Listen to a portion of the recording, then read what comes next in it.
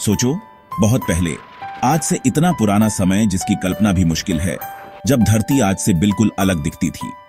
महाद्वीप, जैसे हम आज जानते हैं, पूरी धरती पे बिखरे हुए थे, जैसे किसी बड़े पजल के टुकड़े धीरे धीरे पर लगातार धरती के मेंटल पर खिसक रहे थे। लगभग 50 मिलियन साल पहले भारतीय उपमहाद्वीप, जो तब अफ्रीका के तट से दूर एक बड़ा सा द्वीप था, उत्तर की ओर एक धीमी और महत्वपूर्ण यात्रा शुरू करता है। ये यात्रा धरती के अंदर की शक्तियों से संचालित थी, वो शक्तियां जो टेक्टोनिक प्लेट्स की गति को नियंत्रित करती हैं।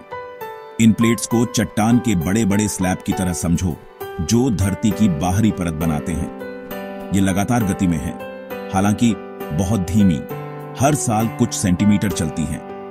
ये धीमी गति, जो इंसानों के समय के हिसाब से लगभग न के बराबर है, लाखों सालों में बड़े बदलाव लाती है। ये दो कालीनों को एक साथ धकेलने जैसा है। किनारे मुड़ते हैं और तह बनते हैं, जिससे उभार और लकीरें बनती हैं। असल में यही हिमालय की कहानी है। जैसे ही भारतीय उपमहाद्वीप उत्तर की ओर बढ़ा, ये एशिया के विशाल भूभाग से टकरा गया।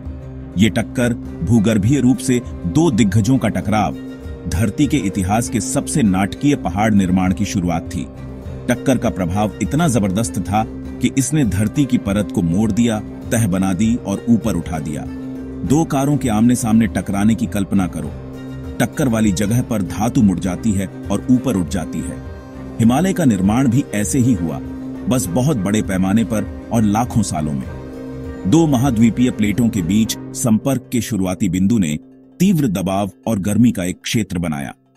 इस टक्कर में फंसी चट्टानें निचुड़ गईं और ऊपर की ओर उठ गईं, जिससे हिमालय की पहली तलहटी बनी। लाखों सालों में एशिया में धकेलते हुए भारतीय उपमहाद्वीप के लगातार दबाव ने जमीन को ऊपर उठाना जारी रखा। हिमालय ऊंचे होते गए, उनकी चोटियां आसमान को छूती गईं, उनके ढलान ग्लेशियरों और नदियों द्वारा तराशे गए। ये विशाल पर्वत श्रृंखला एक अकेली विशाल चीज नहीं है, बल्कि एक दूसरे के समानांतर चलने वाली पर्वतमालाओं की एक जटिल प्रणाली है। महान हिमालय, जैसा कि उनके नाम से पता चलता है, सबसे ऊंचे और सबसे आलीशान है। दुनिया की सबसे ऊंची चोटियों का घर, जिसमें राजसी माउंट एवरेस्ट भी शामिल है। महान हिमालय के दक्षिण में निचले लेकिन फिर भी प्रभावशाली पर्वतमालाएं लघु हिमालय हैं।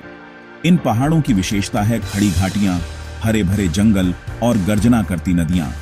आगे दक्षिण में इस विशाल पर्वत प्रणाली की तलहटी बनाते हुए बाहरी हिमालय स्थित हैं। ये पर्वतमालाएं हालांकि ऊंचाई में कम हैं, पारिस्थितिक रूप से विविध हैं और ऊंची चोटियों और भारत के मैदानों के बीच एक संक्रमण क्षेत्र के रूप में कार्य करती हैं। चौथा भाग, जीवन और पत्थर की एक टेपेस्ट्री। हिमालय केवल भूगर्भीय शक्तियों की अपार शक्ति का प्रमाण नहीं है, बल्कि जैव विविधता का उद्गम स्थल भी है।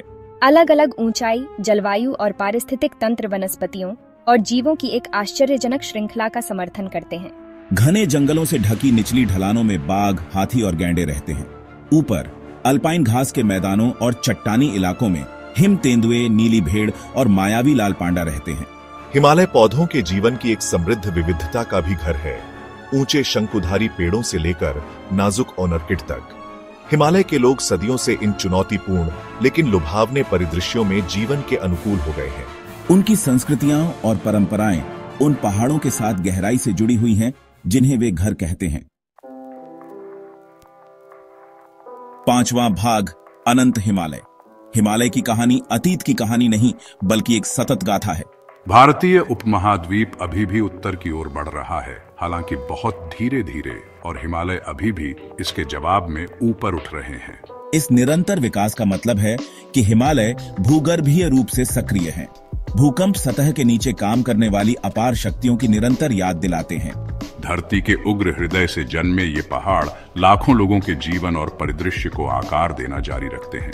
हिमालय अपनी ऊंची चोटियों, गहरी घाटियों और अनोखी जैव विविधता के साथ प्रकृति की शक्ति और भूगर्भीय शक्तियों और जैविक विकास की जटिल परस्पर क्रिया का प्रमाण है।